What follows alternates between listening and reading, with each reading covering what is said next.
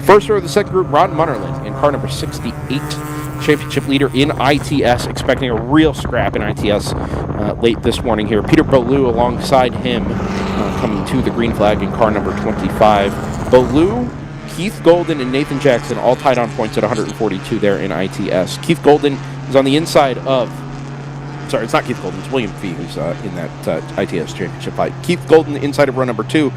William Fee alongside in car number 74, that's outside of row number 2. Celine Royan, car number 114, alongside the 08 of Luis Milares on that third row there in ITS. Orlando pace car pulls in. The green flag waves for the ITS race, and there they go. The 25 is going to go around the outside and look to hold the lead as the Acura also going very deep, but cannot hold it. Yeah, no, not getting that one back. That is William Fee in the number 74.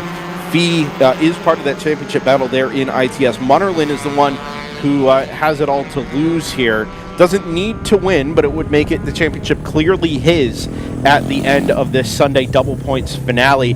Fee falls into second place there, directly behind the red number 68 of Ron Munnerlyn. I believe Peter Beaulieu in the blue.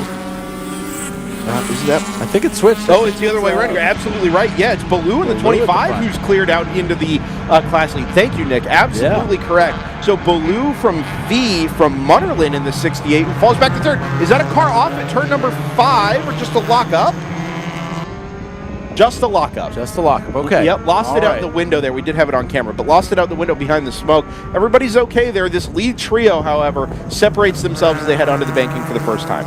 Yeah, my rough math shows that if things were to stay this way for this very long race of 13 laps, Beaulieu would be able to get the best of your current points leader of Munnerlyn because of that gap with Fee in the middle of them. So, an interesting start already for the ITS group. Yeah, and to put it more simply, as far as William Fee versus Beaulieu goes, that one is a winner goes best situation. They come into this event tied on points at 142. Some of it does depend a little bit on drops, and we'll need to do the math on the race after that, depending on how they all shake out.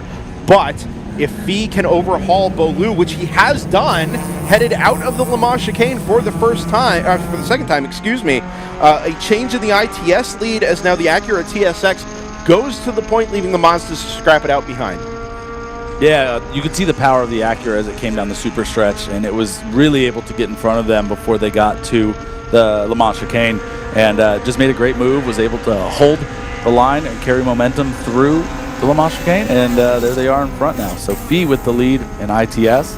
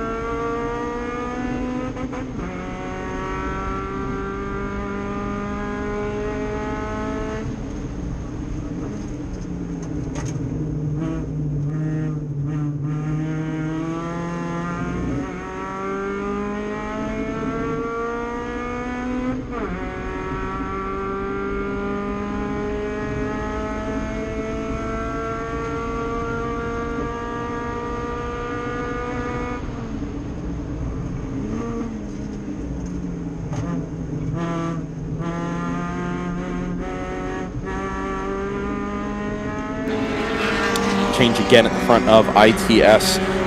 Believe, as I pick them up out the window here, it is the blue-colored, black-colored number 68 of Ron Munnerlyn who's gone to the point there, cleared the number 74 of William Fee, and also, more importantly, or as importantly, cleared the red number 25 of Peter Beaulieu. So it was kind of a slowish start for Ron Munnerlyn in that number 68 off of the pole position, but able to get back into the lead as they work down towards turns 1 and 2. But the Acura just begins to draw up to the rear bumper there as they hit top gear headed towards the Le Mans chicane. Yeah, and the Fee is going to make the move to the inside as they go to the Le Mans chicane, but on the outside battling back is Munnerlyn, not ready to give up that spot. Going to slow them both down. Yeah. So going to be interesting to see what that does for the pack behind them, the 25, and see if it's going to bring them back to it. But feet pulls right back up to the bumper, goes to the outside, and I think the power of that Acura is going to come alive as they go to the banking here. I was really surprised there to see the Mazda not relinquish control headed into the Le Mans chicane there. It's a long race, we know that. Yes, the chicane is wide enough for two cars, but as you said, the first thing you said, really going to slow both of those cars down. That was absolutely the case there, and it didn't matter because I think he knew Fee was going to outdrag him on the straights anyway. In any case, they've gapped now the number 25 of Peter Ballou by a good 7 or 8 car lengths as they work down towards turn number 1 once again. Yeah, Munnerlyn's going to go around the outside into turn 1 to retain that ITS lead. I think the move may have been to disrupt the momentum of Fee's Acura and allow him to not use as much of that power on that straightaway. In an adverse situation for the Mazda and the Acura, the Mazda is going to carry more speed than the Acura will when they are offline. So maybe it was strategic to go side by side, maybe take a little bit of the advantage on the straightaway away from Fee and that Acura, and it looks like it's paid off. He has pulled 3 or 4 car lengths in the infield as they go into turn number 5 now. Yeah, I suspect Munnerlyn's concern is that, well, if he doesn't lead him through the infield and is going to be balked at all by that number 74 Fee, who's not quite as quick through the twisty stuff, that he's just going to get outdragged on the straights and lose touch by the time they get to the braking zones once again. So if they can keep this back and forth up, it allows Munnerlyn to be quick where he's quick. It allows Fee to be quick where he's quick. And they can all together kind of draw away from the number 25 of Peter Ballou.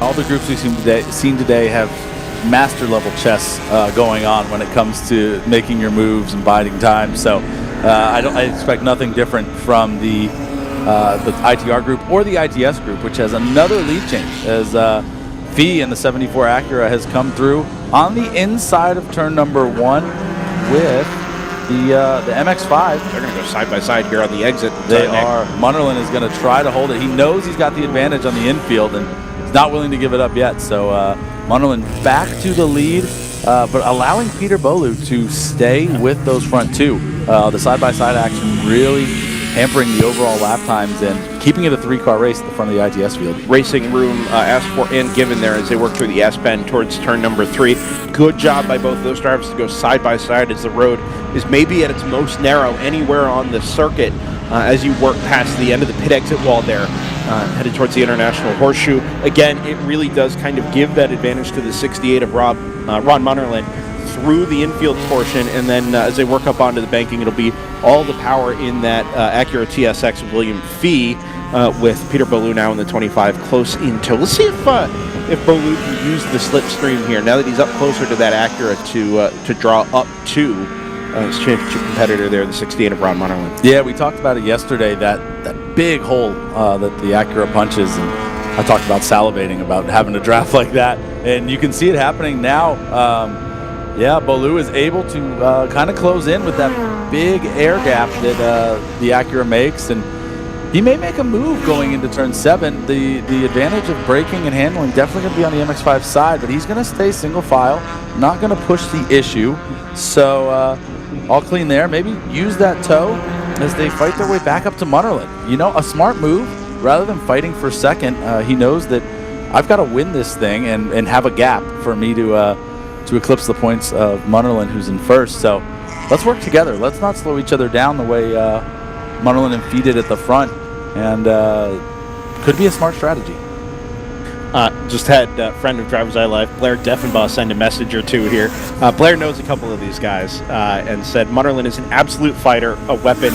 He's not going to relinquish track position to anyone if he can help it. So some of it is strategic in keeping the speed up. Some of it is just pride. Yeah. He's not getting past anywhere. Certainly not where he knows he's going to be quicker around the infield portion of the Daytona International Speedway. Well, so far it's been working out. Yeah. He's been able to draw a little bit of a gap, but Baloo playing nicely with Fee is going to help on the straightaways. If he's going to be able to, they're going to work together, have a little symbiotic relationship where the Acura punches a hole and the Mazda doesn't slow him down in the corners. They may be able to fight back in this one. They're working through some lap traffic right now, and I think they're both going to get by cleanly as they go to turn number 5. So shouldn't have any problems there, which is good for that front battle in ITS.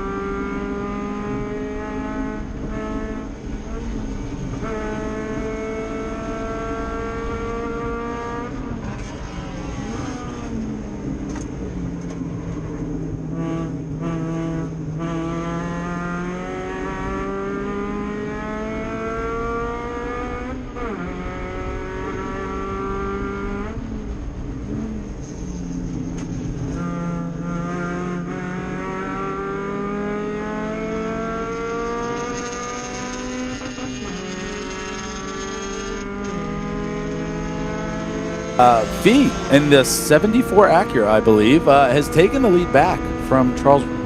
No, not Charles Rodinger. That's Ron Munnerlyn. Ron Munnerlyn in that class. If I am looking at it correctly, there is another black car ahead, which may be him. Maybe that's lap traffic, and I'm getting excited, trying to create a race in my head. But regardless, it's they're still fairly close together. I can see all three cars out the window. Yeah, is that?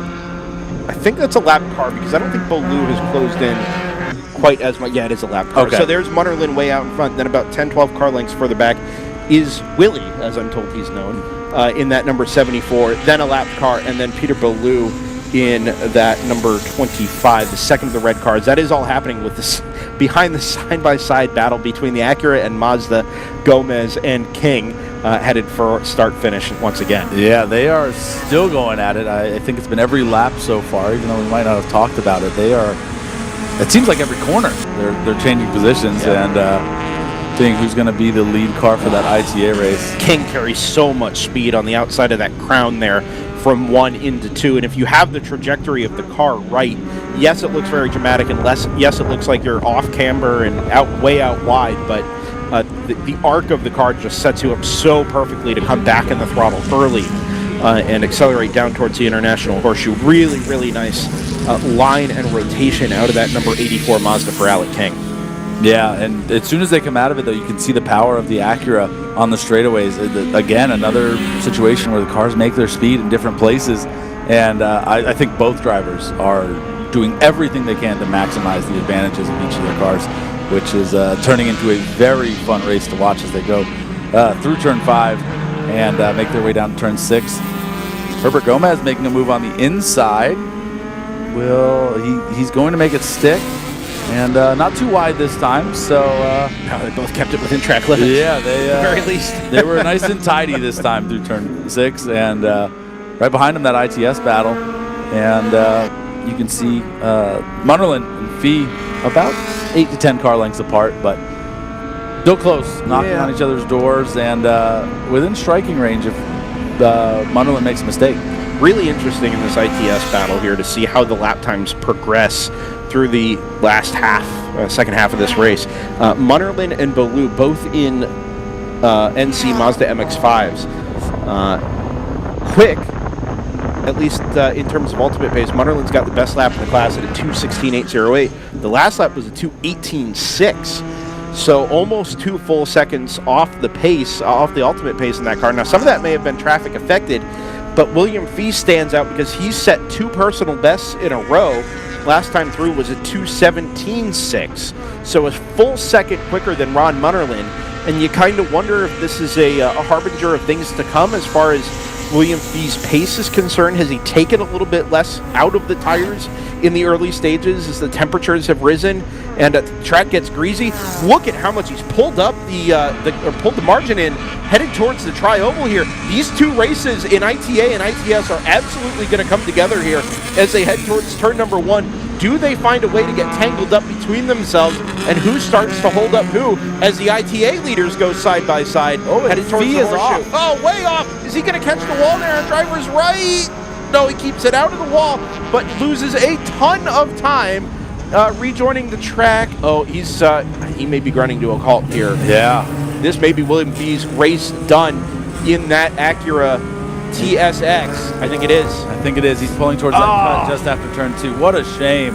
That race was really heating up, and wonder if it was maybe a tire issue. You were talking about it. Has he saved the tires? But maybe those 2 back-to-back PBs took a little bit too much out of the tires. 3 back-to-back PBs. He did a 17.3, and you could tell he was committed to that one. Going to get after Ron Munnerlyn in that number 68. Unfortunately, it not only cost William Fee a chance at the race win, but a chance at the championship as well. And now it's up to Peter Bolu to try and catch Ron Munnerlyn. I don't know that it's going to be that easy, though. Munnerlyn has kind of escaped out at the front, having cleared both of the ITA leaders, who again go side by side out of turn number 6 and around the West Banking.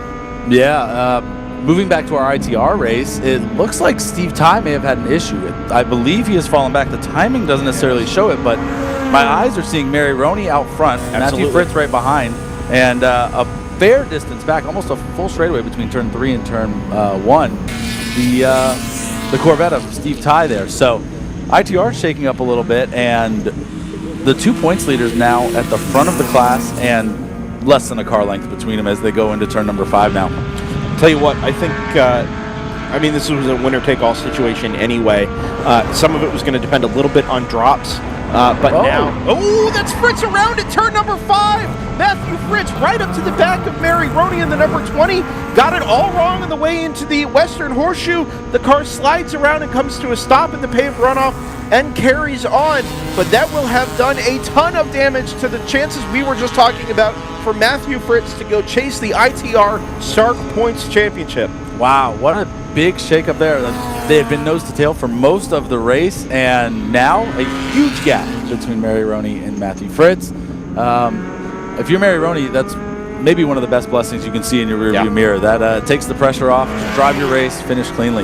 It really is remarkable how much these extra, let's say 15 minutes, these extra 5, 6, 7 laps can make a difference relative to the sprint races we saw yesterday. Very straightforward. It all kind of happens quickly in those 20-minute sprints. Here, you've got to stay consistent. You've got to stay eyes forward and minimize those mistakes as much as you can. That one is going to cost Matthew Fritz dearly. Now that we've had things settle down just a touch and some gaps go out in our championship classes in particular, we're going to take a late break here in group number 4 and come back for the checkered flag here in just a couple of moments' time with Driver's Eye Live. Group 4 rolls on here at the SARC Invitational Challenge at Daytona International Speedway. Back in a moment.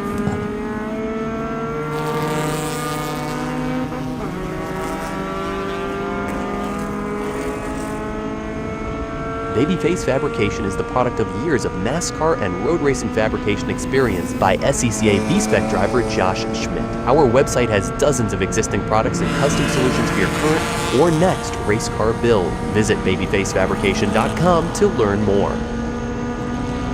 At SpeedTech Automotive, our mission is to deliver unmatched performance, innovation, and reliability to every vehicle we service and modify. With over 20 years of experience in the automotive industry and 15 years of racing expertise, we're driven by a passion for precision engineering and cutting-edge technology. Our goal is to push the boundaries of automotive excellence, offering our clients high-performance solutions that enhance both the speed and safety of their vehicles. Whether on the track or on the road, we are committed to exceeding expectations, fostering lasting relationships, and setting the standard for performance and service in the automotive world. For more, find us on Facebook at SpeedTech Automotive and SpeedTech Motorsport. With all the buzz about reshoring, it's great to know that Silver Horse Racing and Space Coast Precision have been making precision products here in the USA for over 20 years. Proud sponsors of the father-daughter duo of Marcello and Alyssa Canatano, driving the number 03 and 04 Spec Miatas, they manufacture products for many of today's top companies, utilizing advanced CNC machining centers, and are ready to help you with your manufacturing needs as well. Based on Florida's Space Coast, check them out on the web at silverhorseracing.com or spacecoastprecision.com to learn more. From kart to car, the path to pro racing starts here. The Kart to Car program by Willie and Abel Racing, the Spec Racer 4 Gen 3 and Spec Miata rental specialists, teams up with Low Key Racing, your trusted SODI kart dealer and premier coaching team. With expert instruction, proven trackside support, and licensing guidance, we help karters 14 and up make the leap into pro racing. Learn more at WNARacing.com or lowkeyracing.com. And a big thank you to all the volunteers who make this weekend's SARC Invitational Challenge possible.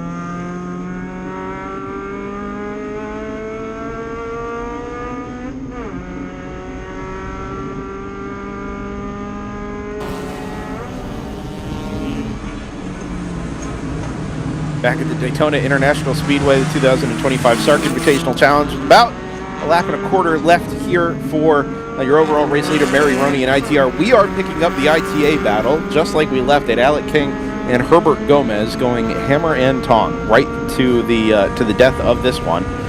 White flag is in the hands of the starter as Roney out in the banking at turn number 3 and 4 out on the oval will come to the white flag. That gap has only grown back to Matthew Fritz in the number 14, so I think that one's probably done and dusted, save for the checkered flag. But Nick, you were saying offline here, this is the kind of race that you come to the track for here in ITA. Just back and forth. You get out sweaty, dripping, miserable, stinky, whatever. And yeah, you just got to go shake hands and give the guy a hug because it's constant back and forth. Yeah, and during the break there was a little bit of a mistake made by Herbert Gomez, but it doesn't matter. Within a lap and a half, they had brought it back bumper to bumper. And the battle rages on as they go through turn 6. Nobody's giving up an inch here. They are fighting it out every corner. It is truly a battle in ITA right now, and no points implications like we talked about. But they're out here having fun. They paid for a race. You might as well get one. The Touring 4 battle, by the way, which we hadn't really mentioned recently, Graham Partain kind of able to close down to Charles Habisreutinger over the last couple of laps. It's still over 2.5 seconds between the two of them, but he's done a really good job to separate himself from Nathan Pring, has Graham Partain. And yeah, if you were just about a second or a second and a half closer, you'd think maybe there's an opportunity in the slipstream here, but for now, Habisreutinger does kind of have the handle on things. Gomez goes over the curbs at the last apex there of the chicane and will try and draw level with Alec King in that number 84. Not able to do it, however, and they're going to slot nose to tail around the bank. First time we've seen them nose to tail running side by side over the last couple of laps. They're going to begin working their final lap of the 2025 SARC Championship season here in just a couple of moments. Interesting to see here, Gomez doesn't really have the legs on the straightaway compared to that little Mazda. Yeah, kind of surprising to see. I wonder if it's strategic. Maybe he's pedaling the car a little bit or running up as close behind that they have for so long. Maybe temperature issues, trying to find some clean air. It is warm out today in the mid-80s, so it's definitely not easiest on the cars, especially when all you're getting for an intake is hot exhaust fumes from the car in front of you. Yeah, that number 37 now, actually out a little bit wide at the International Horseshoe, and it's the largest separation we've seen before between the 84 and 37 cars over the last half of this race. I wonder if this is now just beginning to go the way of Alec King in that 84. Yeah, you have to think maybe there is something going on. But Mary Roney in the 20 BMW takes the checkered flag, and she will win overall and ITR in what we believe is the ITR SARC Points Championship.